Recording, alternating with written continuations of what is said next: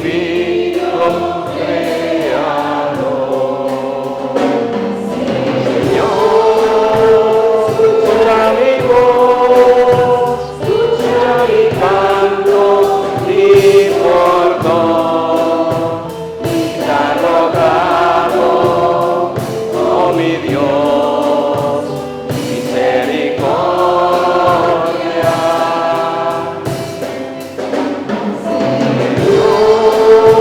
Escucha mi voz, escucha mi canto, mi perdón.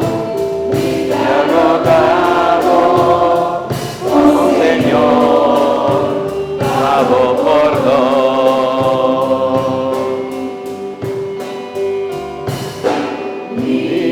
Líbrame, oh Señor, con tu mano soberana.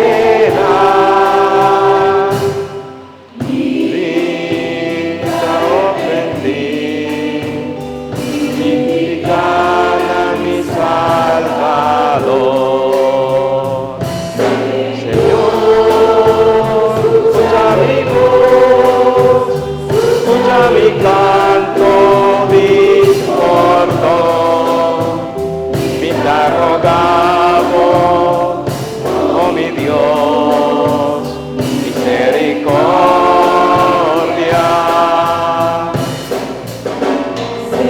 Señor, escucha mi voz, escucha mi canto, mi perdón.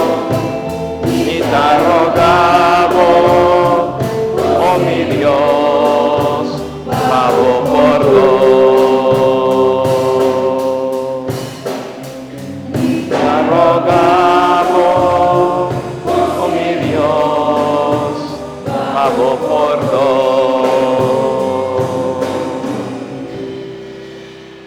Ora nostra sinti nos mes perdonare di parte de Dios, Kiko ta sinti. Kiko ta pasa con nos. ¿Vos ta sinti vos perdonare di parte de Dios? Más o menos, pastor. Ese es el problema. Con nos, sin sentir Dios su perdón, te atreves a alabar a Dios. ¿Está posible? Difícil. Si nos está sintiendo nos perdonar y perdonar a otro y recibir de otro perdón, ¿cómo nos está alabar a Dios?